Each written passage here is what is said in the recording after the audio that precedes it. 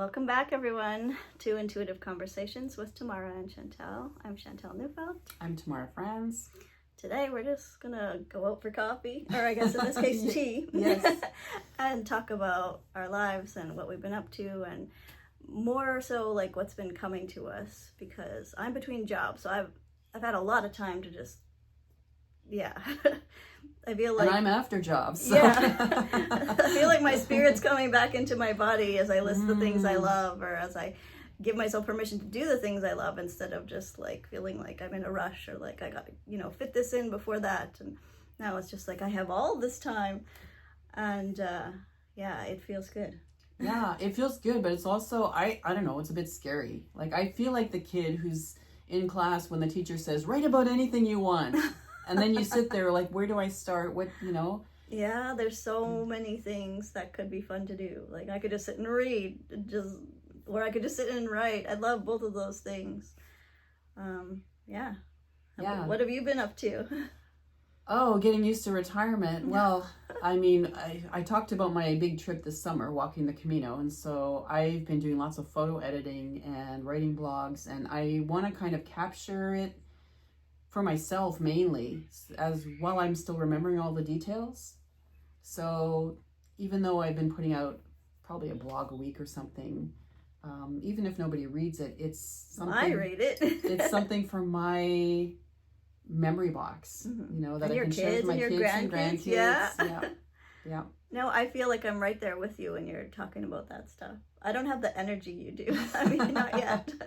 I don't walk, like, you were walking, 23 kilometers a day or something to prep for this? And I was just like, what? That's like walking to Morden and back. Like, I can't imagine walking that far, but... Yeah, and it's funny now, I get up in the morning and my body wants to walk. I sort of put myself in that mode, and it's so beautiful in the mornings. I think that people keep asking me, so what's the retired, you enjoying the retired life? What's it like to be retired? And I don't even know what to say, but I think one of the things is I'm loving my mornings now, because I can go out and walk for an hour. And today there were just massive flocks of blackbirds on the move. And it was misty. The mist was rising from the fields and the little creek. It was just so pretty and quiet and calm, and I love starting my day that way now. And that's often actually where ideas come to me. So the other day we just went through a lunar eclipse, and so the day after I was walking, and it was so gorgeous. The full moon was up on the one side, and I looked, and directly across there's the sun rising, and I felt like I was walking right on the face of a cosmic astrology chart. Wow. And I watched as the one was coming up and the other was descending, and the moon was getting fainter and the sun was getting brighter, and it was just this beautiful, I wrote a poem about it, and it felt like the changing of the guard, but just such a gentle, quiet way, and they were speaking to each other in light language, and it was just the most beautiful thing. And so I have time now to savor those things and capture that before it's like we were just talking about in our last podcast with Elizabeth Gilbert, and how ideas come and want to collaborate with us, and I can embrace the collaboration now and go home and scribble something down because you have the time. Yeah. And the quietness. Yeah. And I think it's the most wonderful thing that I can plan a day where I can go sit in a coffee shop with my laptop and a book or whatever I want to bring, and just savor, be present in the moment. I think I'm a lot more present now because I can enjoy my time, and I don't have to live by the clock and think about being in a certain place at a certain time. Yeah. I was talking with my kid. We were going for a drive yesterday, and I was just like, this anxiety that I used to feel around my job, like what if I do this and I get fired? What if I do that and I get fired? And it was just like, those thoughts are still coming to me because it's only been a little bit of time, a few days, but it's less now. And like, I can comfort myself in going like, that's done, like that we can close, like that chapter is done. We're turning the page. This is something new. Like, you're safe. Like, isn't that interesting that and we both would consider ourselves empaths in the sense that we're very much affected by the environment around us and liable to absorb things. And but that need to, there's, I think with empaths especially, there's always this conflict between the need to be authentic and to bring your light and your gifts into the world, and then what you need to do to satisfy the system or please the people around you, the people you're working for, not get into trouble by following your heart instead of following protocol. Those kinds of things. If you get an assignment in high school where you're supposed to write on a certain topic and you have to play to the judge, you have to write what the teacher believes, because you know what the teacher believes, even if it's not your belief, but you have to write it to get your grade. It's that kind of idea. Wouldn't it be wonderful, because we talked in our last podcast about a time of unraveling, wouldn't it be wonderful if this becomes a time where everyone reclaims their authenticity and the sovereignty to follow your heart, your passions, you always use the term pivot to your preferences. That has kept me safe so much this past couple years. I can't even begin to say. Like, do you have a story to share that you would feel comfortable sharing around that, or just even an example anybody. Just an example of what that looks like, maybe? Okay. So when you're interacting with someone on a regular basis who is very unkind and there's this quote, like, you become like the people you hang around with, or it's just like you can't just keep taking blow after blow after blow, metaphorically, and not come out just feeling like you need to go to get bandaged up. And I know people say just power through it, or you're gonna learn all these lessons, but at what point do you just go back in for another beating until you're like, no, I don't prefer to live like that. I would prefer to take a cut and pay and live a more peaceful lifestyle. So I hear you. Yeah. And it's interesting too, because energy, you kind of have to replace it with something else. When you put so much of your time and energy into one thing and all of a sudden it's gone, there's a nature abhors a vacuum, right? And so it's just I really want to replace it with things that I love, intentionally. And so I'm in the process of doing that. Wow, a light just went on for me. Ooh. By you saying that, because I think that's what happens to people. You know how people retire and then you'll ask them, well, how's retired life? And the standard answer that I get from people who have been teachers is busy. It's busy. And it's the vacuum, right? If you're not intentional about the creative things that you want to do, and we were talking about how creativity is scary, right? And so we'll find excuses not to do the thing that makes us feel vulnerable, do the thing that represents our deepest authenticity that people might step on or reject or laugh at or mock or and if you create that vacuum in your life, someone's going to fill it if you don't. That is so true. I was thinking I was going to go on my Google Calendar and block off a day, a do nothing day. And wouldn't you know, they're all full with something. But I mean, if I really wanted to, I could go and I could, move some puzzle pieces around and make a do nothing day. But I would have to really put my foot down with the people I live with too, and be like, this is my day. You can't ask me for things. If you ask me, I will say no, just FYI. Well, I'm thinking about my time. Even though I'm home alone, there can still be interruptions. The phone rings, whatever. What if I just decide morning this is the time, if I want to create something, if I want to actually have writing time or whatever, I have to schedule it and be really true. That collaboration with creativity that we talked about the last time, right? It means showing up. That's your partner. Creativity. Are you going to stand them up? That partner's showing up for you. It's 10 o'clock. You said this was writing time. Where are you? I like the idea of blocks of time too. And the idea of acting as if, way back when, 7-8 years ago, when I was starting my hypnotherapy practice, I set aside a time that this is my time for clients that they can book with me. But when they didn't, I still made sure to do stuff around that subject and pretend like I did have a client, or I love that. or you know, take a course on the subject or something where like the energies that be know that that is the time for that. So I feel like when you act as if, then pretty soon, like when you're pretending, things start coming to be real. Because you're aligning yourself. Yeah, exactly. With the wavelength that you want to be on. Mm-hmm. Instead of waiting for it to come and pick you up off the shore. Yeah. Yeah, for sure. No, it's going to be interesting to see how things play out at my house, because my oldest is getting married, moving out, and you know, we might rent out the basement, or I might use the basement for my office. Like, there's a lot of things that we don't know possibilities. how it's going to be. We'll see. I feel like this is a time of like many possibilities, and it's just like trying to pick the one that lights me up the most without guilt is going to be an interesting challenge. Yeah. There's a saying on the Camino, like, the way is made by walking. And so as you, and I think it's been phrased in different ways by different people along the way, as you take a step and a step and a step, the way appears in front of you.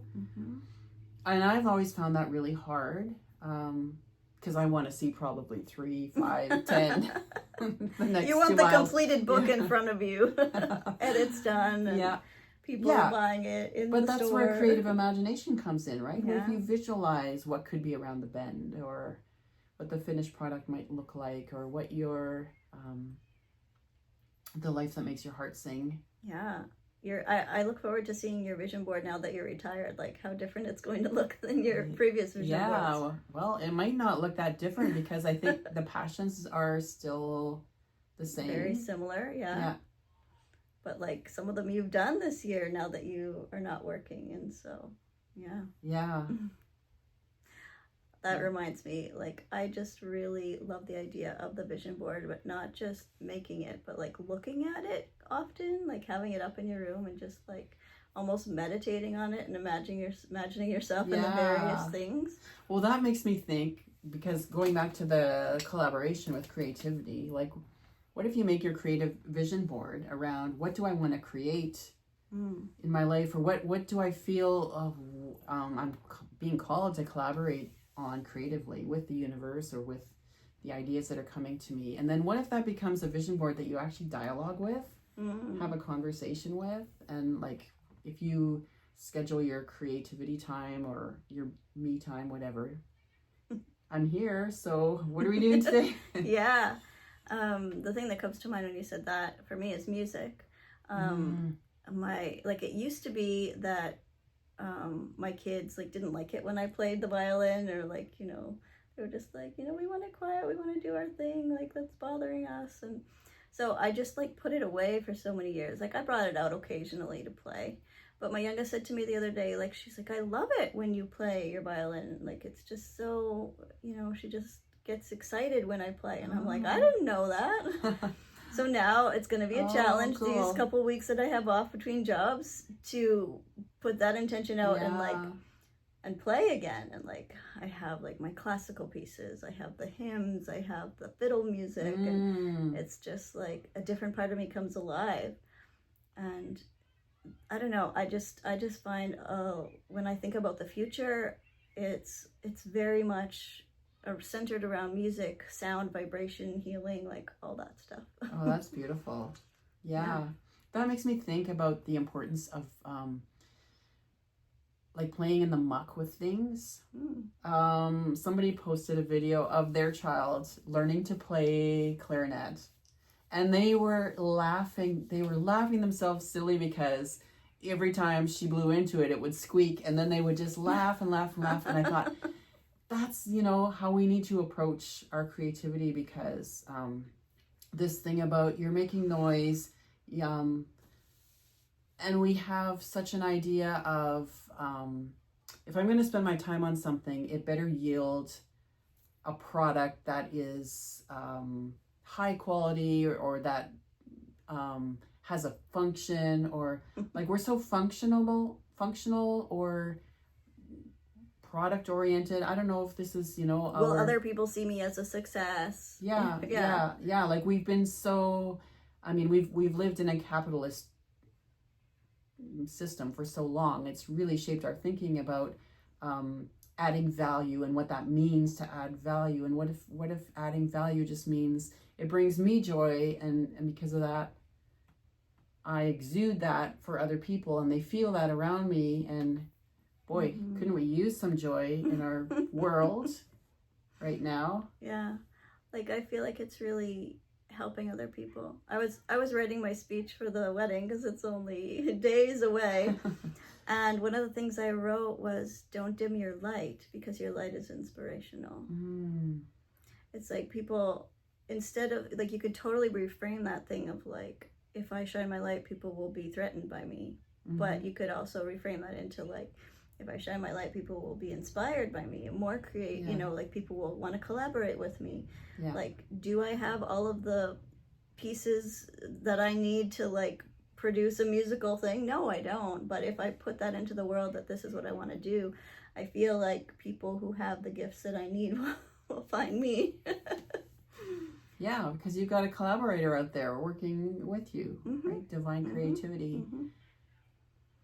Yeah, and often too, like in terms of manifesting, they say like you got to talk about what you love with every person that you meet. Like just talk about what's on your mind. Right? You hear both. Talk about it to everyone, or don't talk about it because you don't want to disperse or dilute, or you know, the energy. I don't know. I've heard both sides of it. I think you follow your heart and just do whatever.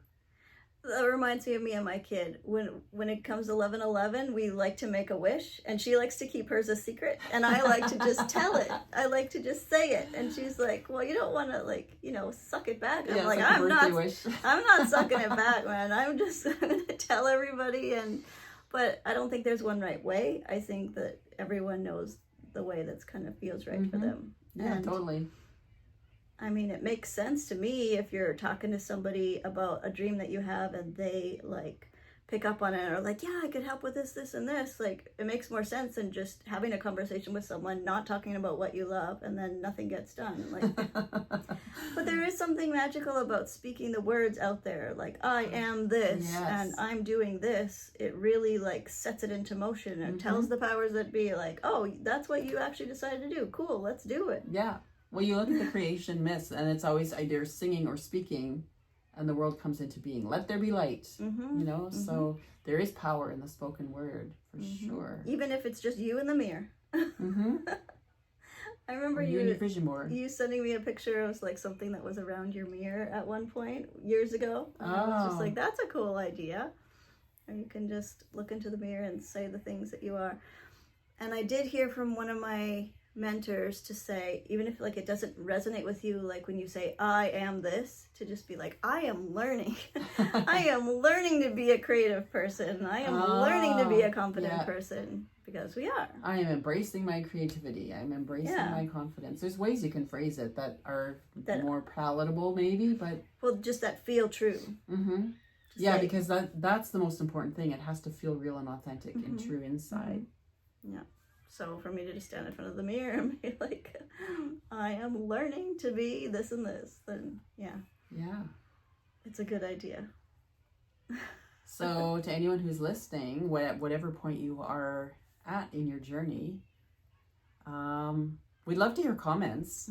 What's going on for you? What are you creating in your life? What's calling to you? Yesterday was like a big day in the numerology world.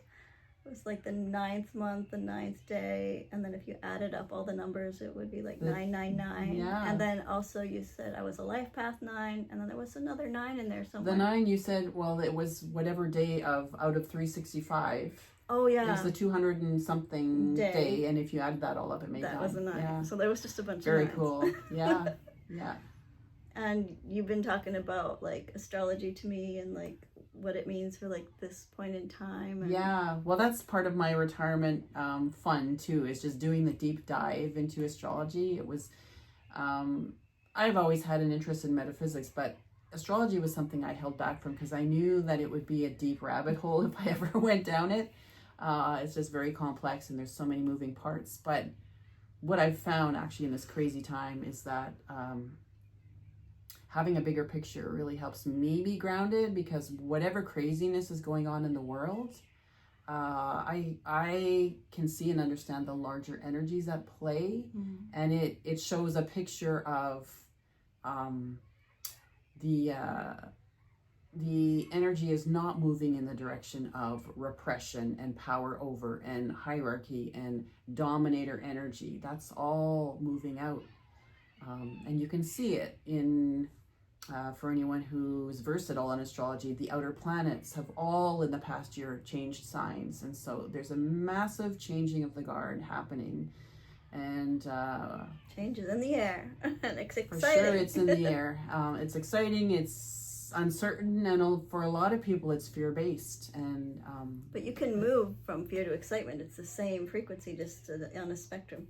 Right. We can frame it. We can frame it however we want, and those paradigms help us to do a different kind of framing than what the news frames for us, which is always about who said the craziest thing today, and who's bombing who. And astrology just feels comforting to me when I hear a reading, or But, well, there is some comfort in just knowing that those heavenly bodies have been there longer than anyone has a record of, and will keep being there, and the rhythms and the cycles continue, and so we're held in this system of what's the word I'm looking for, that you can count on it. It's not like they're not going to fall out of the sky all of a sudden. There is continuity. Just give some structure. Yeah. But anyways, we're to our time again. We'll have to do another episode on astrology Coffee coming talk up. with Chantel and Tamara. Okay, until next time, everyone, keep following your heart song.